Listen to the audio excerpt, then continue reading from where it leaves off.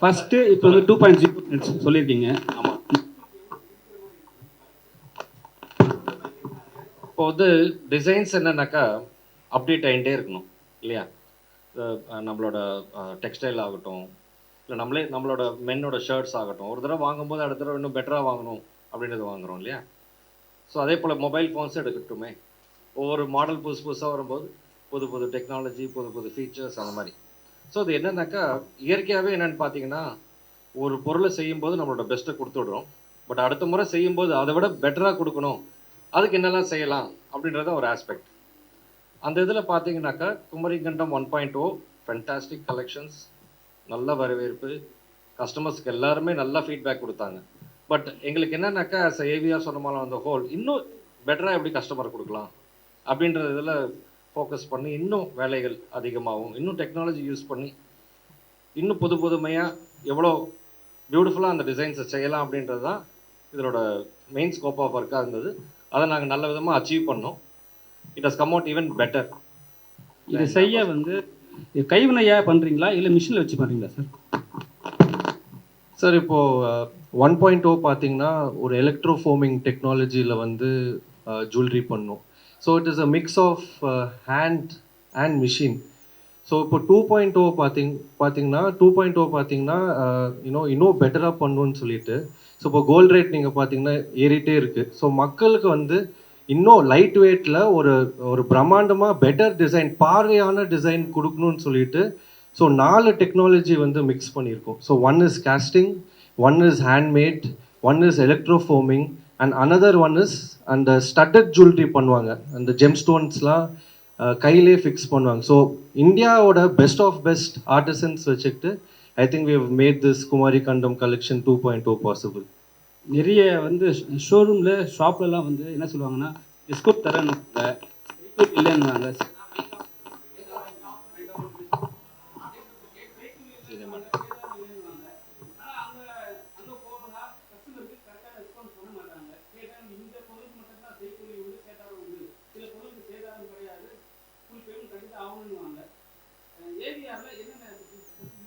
Sir இப்போது பொதுவாகவே பார்த்தீங்கன்னா எந்த வேலைப்பாடு இருந்தாலும் சரி, எல்லா விதமான வேலைகள் இருக்கு இல்லையா?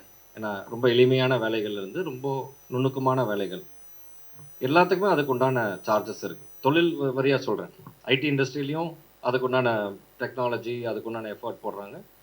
அதே போல் மற்ற ஹார்ட் ஒர்க்கிங் பீப்புள் ஆல்சோ இல்லையா, அவங்களுக்கும் லேபர் அந்த மாதிரி போகுது. ஸோ அந்த மாதிரி இதில் பார்த்தீங்கன்னாக்கா மேன் ஹவர்ஸ், பொதுவாக ஒரு பொருள் தயார் பண்ணும்போது எவ்வளோ மேன் ஹவர்ஸ் இதுக்கு தயார் பண்ணுறாங்க, அந்த மேன் ஹவர்ஸ் தான் இதில் சார்ஜஸாக உங்களுக்கு வருது. இப்போது நமக்கு வந்து ஒரு சம் ஐட்டம்ஸ், சம் டிசைன்ஸ்லாம் பார்த்தீங்கன்னா எளிமையாகவே பண்ணக்கூடியதாக இருக்கும். சில ப்ராடக்ட்ஸ் பார்த்தீங்கன்னா இந்த ஹேண்ட்மேட் செயின்ஸ் இதெல்லாம் சொல்லுவாங்க இல்லையா, அதெல்லாம் வந்து இப்போ வேலை செஞ்சோன்னாக்கா 1 நாள் 2 நாள்லேயே தயார் பண்ணிடலாம். ஆனால் சில வேலைப்பாடு செயின்லேயே பார்த்தீங்கன்னா 1 வாரம் 10 நாள் கூட ஆகும். அந்த மாதிரி நெக்லஸ், ஹாரம், ஒடியானம், கைவங்கி இந்த மாதிரி இதுலேயும் இதே நுணுக்கங்கள் இருக்குது. எவ்வளோக்கு எவ்வளோ நம்ம வந்து அதில் டைம் செலுத்தி நம்ம வேலை பண்ணுறோமோ அதுக்குண்டான காஸ்ட் கூடுதலாக வரும். இதுலேயே இன்னொரு பதில் ஒன்று இருக்குது, சொல்கிறேன் அதையும். இப்போ நம்ம ஆண்கள் என்ன பண்ணுவோம் பொதுவாக என்னன்னாக்கா, கம்மிக்கு வாங்கி நம்ம வந்து சேமிக்கலாம், எதுக்கு வந்து எக்ஸ்ட்ராவாக செலவு பண்ணணும் அப்படின்ட்டு. ஆனால் பெண்களோட மென்டாலிட்டி என்னன்னாக்கா, போட்டுக்கிற நகை வந்து ரொம்ப அழகாக இருக்கணும், பார்த்து 4 பேர் பார்த்து ரொம்ப அழகாக இருக்குது, ரொம்ப நல்லா இருக்குது அப்படின்றது அப்ரிஷியேட் பண்ணணுன்றது அது பெண்களோட இயல் இல்லையா? இப்போ அதில் என்ன நடந்துருதுனாக்கா, கம்மி சேதாரத்தில் கம்மி வேலைப்பாடில் நம்ம வாங்கி போடும்போது 2 ஃபங்க்ஷன் 3 ஃபங்க்ஷன் போட்டுப்பாங்க. 4வது ஃபங்க்ஷன் அவங்களுக்கு வந்து மாற்றிக்கணும்னு சொல்லுவாங்க. ஏன் சொல்கிறாங்கனாக்கா, மற்றவங்க இவங்களோட அழகாக போட்டுட்ருப்பாங்க, வேலைப்பாடு இன்னும் அதிகமாக இருக்கும். இல்லை so lot of reasons, polish, longevity, இந்த மாதிரி நிறைய ரீசன்ஸ் இருக்கிறதுனால இதை எக்ஸ்சேஞ்ச் பண்ணணும்னு சொல்லுவாங்க. உதாரணத்துக்கு நீங்கள் ஒரு 10%க்கு நீங்கள் வாங்குறீங்கன்னு வச்சுக்கோங்களேன், கம்மி விலையில் 10%ன்றது ஓகே, என் பட்ஜெட்டுக்கு இது ஏற்ற மாதிரி இருக்குன்ட்டு. இதே ரொம்ப வேலைப்பாடோட ஒரு 15% கொடுக்குறாங்க அப்படின்னு வச்சுக்கோ, 15ஓ 20ஓ depending on what you are selecting. ஆனால் அது வந்து உங்களுக்கு 10 வருஷத்துக்கு ஒரு தடவை மாற்றிப்பாங்க அவங்க. இதே 10% வாங்குகிற ஐட்டம் வந்து 10 வருஷத்துக்கு 10 தடவை மாற்றுவாங்க.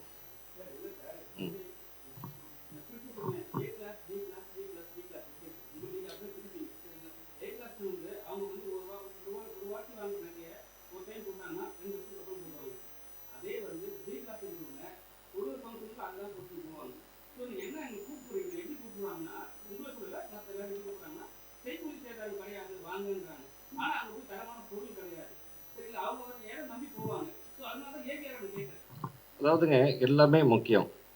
அதாவது செய்கூலி கம்மியாகவும் வாங்கணும். அதே சமயம் வேலைப்பாடையும் நம்ம வந்து குறைச்சலா வாங்கிடவும் கூடாது. 2மே முக்கியமான விஷயம். நல்லா தரமாவும் இருக்கணும், நல்லா ஃபினிஷிங்லயும் இருக்கணும், கரெக்டான விலையிலயும் இருக்கணும். இந்த 3மே இருந்தா தான் உங்களுக்கு லாங் ரன் வரும். நீங்க விலைய மட்டும் பார்த்தீங்கன்னா, மத்ததுல குவாலிட்டிலயோ இல்ல ஃபினிஷிங்லயோ காம்ப்ரமைஸ் ஆயிடணும். ஃபினிஷிங் மட்டும் நீங்க பார்த்தீங்கன்னா, விலை கூடுதலா கொடுக்க வேண்டியதா போயிடும். ஸோ அதனால நம்ம எல்லாத்தையுமே பேலன்ஸ் பண்ணி, இது வந்து ஓகே இது நல்லா இருக்கு பொருள், இது உழைக்குமா, நல்லா இருக்குமா, நாள் நீடிக்குமா? இப்போ நீங்களே சொல்றீங்க, ரொம்ப ஃப்ரீக்வெண்ட்டா மிடில் கிளாஸ், அப்பர் மிடில் கிளாஸ்லாம் இது ரொம்ப ஃப்ரீக்வெண்ட்டா அதிகமா யூஸ் பண்ணுவாங்க. அதிகமா யூஸ் பண்றவங்களுக்கு தான் வேலைப்பாடு ரொம்ப முக்கியம். ஏன்னா கட்டிங் பாலிஷ்ன்னு சொல்றது வந்து, நல்லா நயமா, கரெக்ட்டா தயார் பண்றதுல தான் இருக்குமோ தவிர, அவசர அவசரமா செஞ்சோன்னா உங்களுக்கு வந்து அதனோட பாலிஷோ, பளபளிப்போ அதான் சார் உங்களுக்கு டிஸ்கவுண்ட் மட்டுமே வேணும்னு வச்சுக்கோங்களேன், தரத்த மறந்துடணும். நான் உங்களுக்கு சொல்றது என்னன்னாக்கா, தரமான பொருள் வாங்கணும், நியாயமான விலையில வாங்கணும். அதுதான் உங்களுக்கு சொல்றேன். டிஸ்கவுண்ட் மட்டும் வேணும்னாக்கா, நீங்க வந்து இப்போ ஹோட்டல்ல போய் சாப்பிடும்போது, கீ போட்டு சாப்பிட்டா உடம்புக்கு நல்லது. டால்டா போட்டா நல்லதா? அப்போ அது விலை கம்மியா இருக்கும். அதாவது நான் என்ன சொல்ல வரேன்னாக்கா, நல்ல தரமாவும் இருக்கணும், அதே சமயம் விலையும் கம்மியா இருக்கணும். 2யுமே மிக்ஸ் ஆயி வாங்குனீங்கனாக்கா, உங்களுக்கு நல்லது. அதுக்காக சொல்ல வரேன்.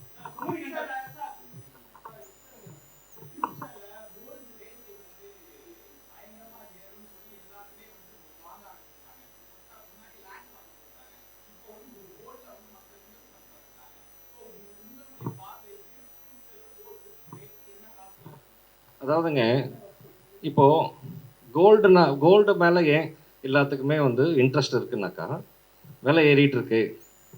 நம்ம கல்ச்சர்லயே பார்த்தீங்கன்னாக்கா, ஒவ்வொரு ஒவ்வொரு சாஸ்திரம், சம்பிரதாயம், ஒவ்வொரு விசேஷத்துக்கு நம்ம வந்து அ கா இது பவுன் வாங்கி வைக்கணும், பிடிக்கணும் அப்படின்றது எதுக்காக இருக்குன்னாக்கா, பெரியவங்க வந்து இது ஒரு நல்ல சேமிப்பா இருக்கும். அவசரத்துக்கு இது உதவும். இன்னொன்னு நல்ல இன்வெஸ்ட்மெண்ட் அப்படின்றது தான் இருக்கு. இது வந்து கோல்ட பொறுத்தவரைக்கும் மேல போகும், கீழ இறங்கும், மேல போகும், கீழ இறங்கும். ஆக தான் செய்யும். அது ஆக தான் செய்யும். ஆனா என்னன்னாக்கா, லாங் ரன்ல பார்த்தீங்கன்னா, விலை ஏற தான் செய்யும். அதே அதனால தான் இப்போ டெக்னாலஜி இப்போ நாங்க என்ன பண்ணியிருக்கோம், ஏகர் சொன்ன மாரி நாங்க என்ன அடாப்ட் பண்ணியிருக்கோம்னாக்கா, பார்வைக்கு ஒரு உதாரணத்துக்கு ஒரு ஹாரம் எடுத்தீங்கன்னா 100 கிராம்னாக்கா, நாங்க அத 60 கிராம்லயே அந்த 100 கிராமோட லுக் குடுத்துட்டோம். ஸோ உங்களுக்கு 40% அதிலேயே உங்களுக்கு சேமிப்பு. நல்ல பொருளு, ஆனா எடையும் கம்மி, ஃபினிஷிங்கில எந்த விதமான உங்களுக்கு மாற்றமும் இல்ல. அது டெக்னாலஜி ஹெல்ப் பண்ணுது.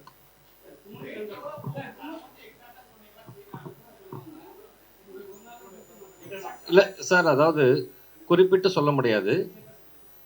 ஏன் சொல்ல வரீங்கன்னாக்கா, இதில பல ஃபேக்டர்ஸ் இருக்கு.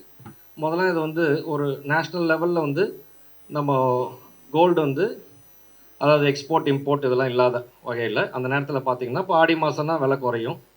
தீபாவளி, பொங்கல்னா விலை ஏறும். அந்த மாரி. இப்போ வந்து இன்னைக்கு வந்து இன்டர்நேஷனல் மார்க்கெட்டு.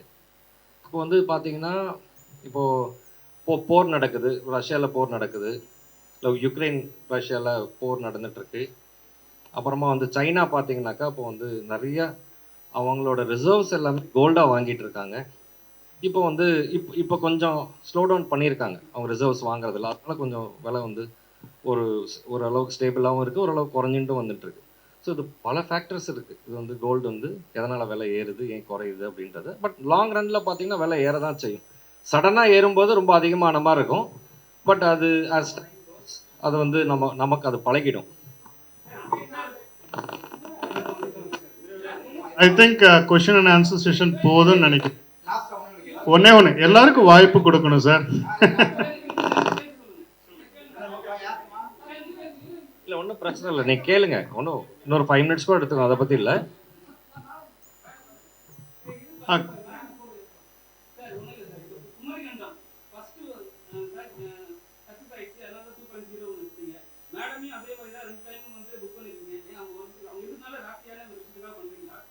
அதாவதுங்க, she is very elegant.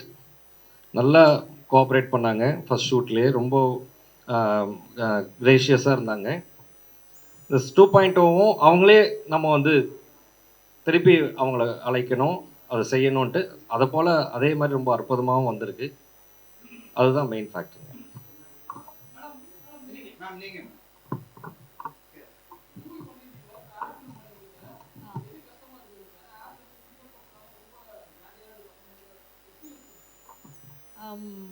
Especially Kumarikandam 2 நாங்கள் ஷூட் பண்ணும்போது நான் நடுவில் கூட வேற ஒரு ப்ரெஸ் மீட்டுக்கு போயிட்டு வந்தேன். அப்போ ஆக்சுவலி டீமே வந்து ரொம்பவே அகாமடேட்டிங்காக இருந்தாங்க. ஸோ அந்த என்வாயரன்மெண்ட் க்ரியேட் பண்ணி கொடுக்கும்போது அண்ட் நீங்கள் பார்த்தீங்கன்னா இந்த மாதிரி ஒரு ஆட் க்ரியேட் பண்ணுறதுக்கு எல்லாருமே வந்து டீமில் பேஷனட்டாக இருந்தால் தான் இந்த அளவுக்கு ஒரு ஹார்ட்டோட அது அவுட்புட் வரும். ஸோ இன் தட் வே இந்த டீமில் இருக்க எல்லாருமே ரொம்ப பேஷனட்டாக ஹார்ட் ஒர்க்கிங்காக ஒர்க் பண்ணதுனால எனக்குமே ரொம்ப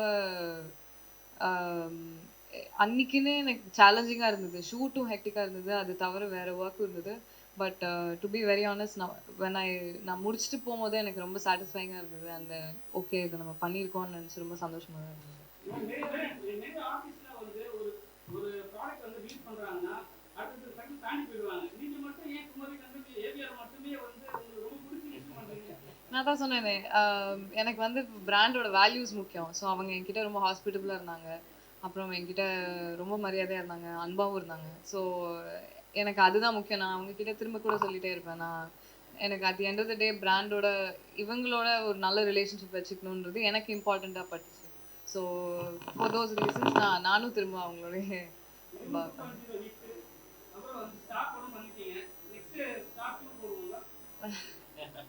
அது இஷ்டம் எடுத்துல படம் கரெக்ட்.